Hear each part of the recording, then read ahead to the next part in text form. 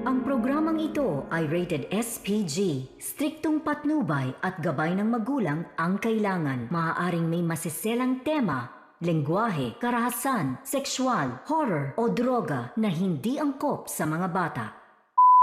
Una kasama ko si Kyle kasi trabaho ko and hindi lang yun, naging connected namin. And masaya ako ngayon. Boyfriend hunting na, Andrea Brillantes, ayaw maging malamig ang Kapaskuhan.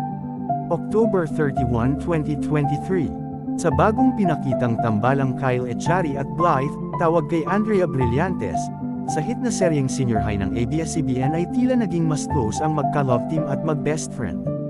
Kaya sa ngayon pa lang ay balak na ni Andrea na maging future partner ito, lalo na masayang-masaya sila tuwing magkasama.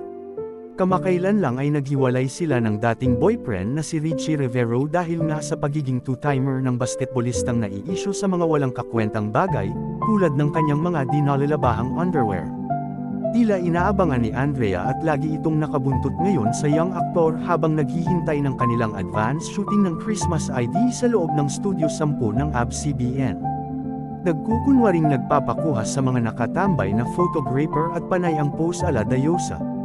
Ikaw ba naman di magpapansin, kung atat ka ng magkajowa? Kaya ayan na nga pagdaan pa lang sa hallway ni Kyle, aba ang andeng halos yakapin ito ng todo-todo, na parang nagpapahiwatig na siya nga ang next target nitong gawing BF.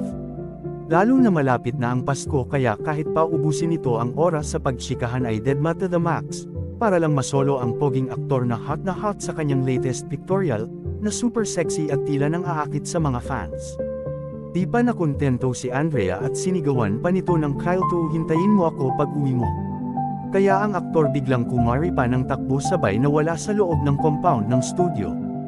Ayon kay Andrea, masayang-masaya siya na magkatambal ulit sila after nang huwag kang mangamba kaya timing lang ang kanilang pagbabalik tambalan lalo na isa ito sa mga platform ng ABS-CBN mas lalong sumikat ang kanilang pagtatambal ngayong 2023.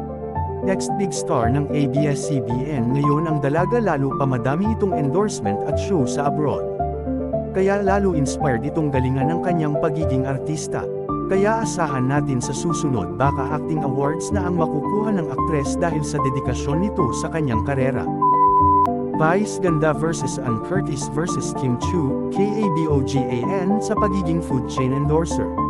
Metotekam ka talaga sa mga host ng It's Showtime, aba nawala lang ito ng 2 linggo pero blessings pala ito sa kanila.